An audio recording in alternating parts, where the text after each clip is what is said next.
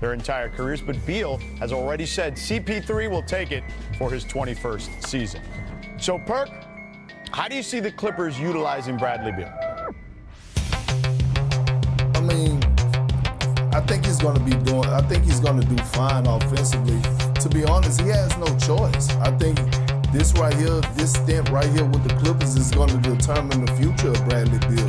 And he's on the clock right now. And he has no excuses not to flourish in this offense, especially when having a coach like Ty Lue who maxed out guys. We saw it last year. He maxed out Big Zubac. You saw Norman Powell have a career year under Ty Lue, and we seeing James Harden be one of the best facilitators last season, but over the last 3 seasons, this is on Bradley Beal, how he's going to be utilized. Bradley Beal has to come in and do his part. The team is going to put him in position to be successful, but again, he's on the clock. I think this stint right here is going to determine the future of his career. Dave, let me ask you this here. How can they not fall into the same traps that maybe Phoenix did in that situation? Or how can he play differently and the Clippers can handle this situation differently than Phoenix might? Well, first of all, Phoenix didn't really have a point guard. That was the problem. They brought Tyus last year, but the first year it was switching.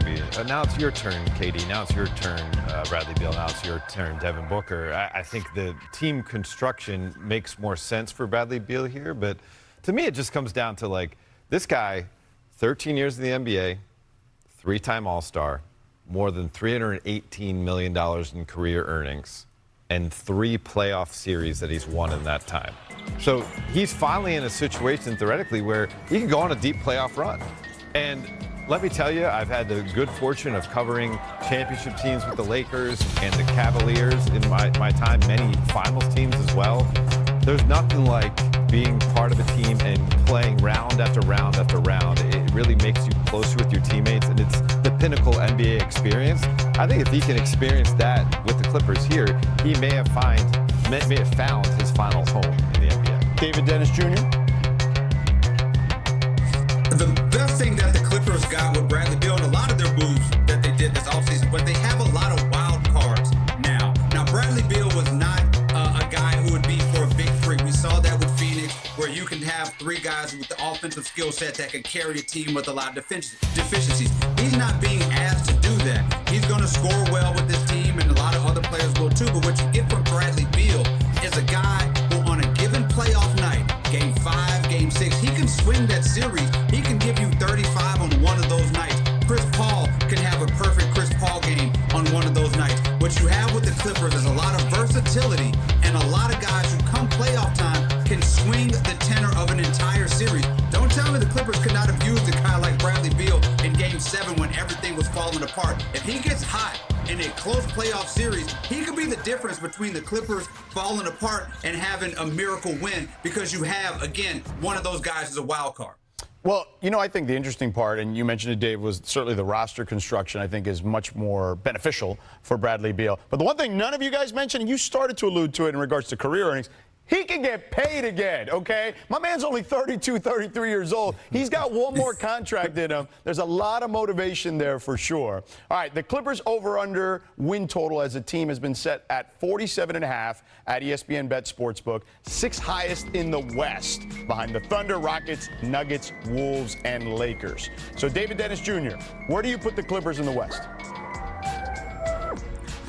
I'm putting the Clippers in the second half of the playoff picture in the West. I'm not doing this thing with the Clippers again. I put all my chips in the middle on the Clippers last year, and I went bankrupt, banking on Kawhi Leonard, banking on James Harden, thinking that these guys were going to come through in the playoffs. I have a lot of questions about this team this year. Yes, they have a lot of talent. The age is one thing, but I'm not going to assume that we're going to get a healthy Kawhi Leonard for a lot of years. I'm not going to assume that James Harden is suddenly going to show up in the playoffs in a way that we have not seen before. I was wrong about the Clippers at the beginning of the year when the over-under was 35 games. Then I went all in on the Clippers. It was wrong. This one, I'm going to temper my expectations on them. I know a lot of people are excited. I'm looking at this Clippers team to be anywhere from 5 to play in the West, because I don't expect a healthy total season with the age of all the guys they have on that roster. Yeah, I mean, David, first of all, I agree with that.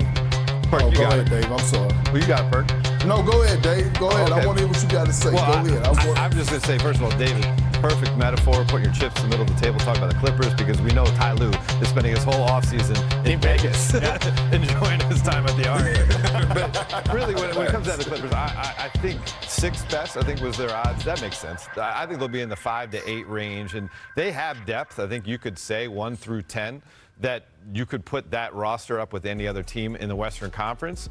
The problem is some of that depth is older guys like Batum, like Chris Paul, like Brook Lopez, and even Bradley Beal, who's younger, was not very available these last few years in Phoenix. And so and the guy we see on screen too, Kawhi Leonard. I mean, the biggest question since 2018 is Kawhi Leonard, and can he stay on the floor for the Clippers? So to me, if they can get maximum health out of those guys, they have a shot maybe to creep up from the 5 to 8 range to the, maybe 2 through 4, not going to be number 1.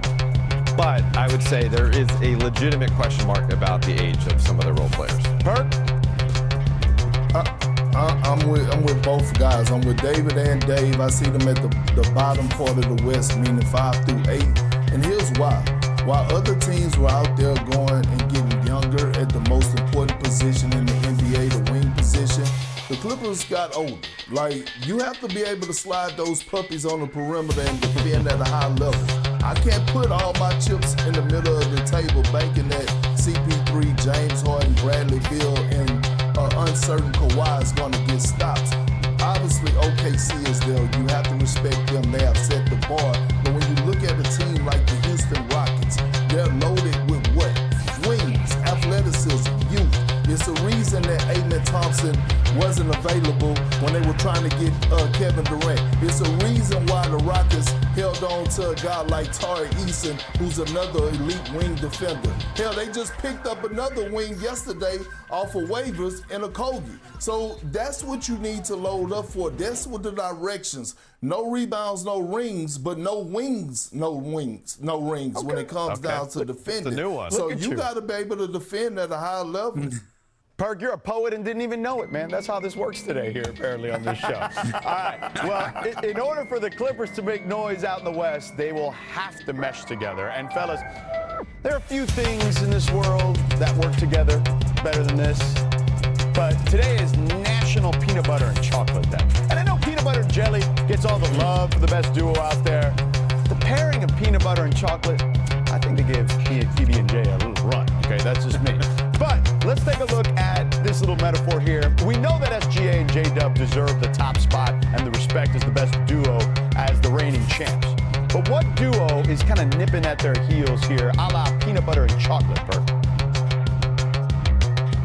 You know what? I'm gonna go to the East, and I'm gonna go with some other young dogs. I'm gonna go with Donovan Mitchell and Evan Mobley. I feel like this is going to be their year. I know last year, things didn't end how they wanted it to end, but I think those two guys are going to help lead the Cavs to where they're trying to go this season. And they learn from having a disappointing season last year in the postseason. I'm looking at Donovan Mitchell, still one of the most elite perimeter players in the game. We saw the strides that Evan Mobley took last year, winning Defensive Player of the Year, making his first-time All-Star appearance. He's going to continue to grow under Kenny Atkinson. I'm looking at those two to be on SGA and J-Dub heels and duplicate somewhat just from a small and big standpoint what they done, what SGA and J-Dub done this year and helping OKC capture their first championship. That's a pretty good one, Perk. David Dennis Jr., what do you got? Oh, well, first of all, when we're talking about the Clippers, we were talking about them being in the 5 or 8. I think peanut butter and chocolate should be more close to the 5 to 8 than number 2 right behind peanut butter and jelly. First of all, you ain't salted caramel, you ain't caramel apple, you ain't popcorn Reese's M&Ms. peanut butter cup. Too much on That's a classic candy. Too much on peanut butter and chocolate right now. That's my first objection with the whole thing. Second of all, I don't even back to what Kirk was saying. I don't think that he was talking about the best duo in the East. I think the best duo in the East and the second best in the league is actually Brunson and Karl Anthony Towns for what they've done. We saw last season, offensively, they were unstoppable for large portions in that season, especially when they got that pick and roll going. They didn't utilize it enough. Now you bring Mike Brown into that organization, a guy who is going to move the ball around, who's going to go a little bit more of the pick and roll, a little bit more of those handoffs. We already saw at their height, those guys had those 5 20-point games each in one series. We haven't seen that since Shaq and Kobe. I think they're going to level up offensively this year and be the second best duo in the league and the best duo in the Eastern Conference. Well, I'll talk about a duo we haven't seen yet. Houston Rockets with Alperen Şengün and Kevin Durant. Baby Jokic and one of the greatest scorers we've ever seen.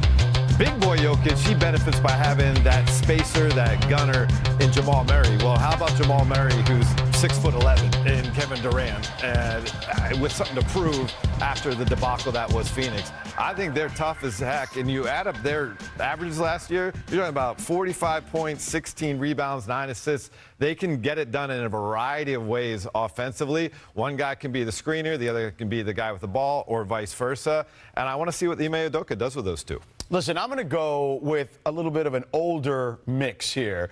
Luka Doncic, not old, right? LeBron James. All right, LeBron James, what we saw last year from Christmas on regarding his defense, night in, night out, he was the best defender with the Lakers. And then I think, I'm with you, Perk, I think this is a Luka MVP type year. So I'm going to go nipping at the heels of SGA and J-Dub. I'm going to go LeBron and Luka. All right, coming up, this hard-hitting interview with VJ Edgecombe. Sixers rookie. What's your favorite cereal? My favorite cereal, Lucky Charms. What's your favorite cartoon while you were growing up? SpongeBob. Who's your GOAT? My GOAT, LeBron. David Dennis Jr., did he go 3 for 3, VJ? You know, I'm not a Lucky Charms person, but I understand the kids like it. I think he's pretty good here. 3 for 3 SpongeBob, LeBron can't go wrong. But, you know, I'm more of a Frosted Flakes, Fruit Loop guy myself, but Lucky Charms not so bad. That's the As long as first there's no sign. peanut butter and chocolate in it. That's the first sign of you getting old, saying the kids like it. Welcome to the club, David Dennis Jr. That's all I'll say. All right, next up, Lance Stevenson dropped in on Carmelo Anthony's podcast to revisit one fan's unforgettable reaction to blowing in LeBron James's ear. Let's take a listen. I ain't gonna lie, yo, I regret it. Sometimes You regret it? because, I ain't gonna lie, I was at a club, right? Okay. So I came in the club late. I ain't want to get no section or nothing. I ain't wasting no money. So I go to the bar. I'm standing in the bar. Some drunk dude coming.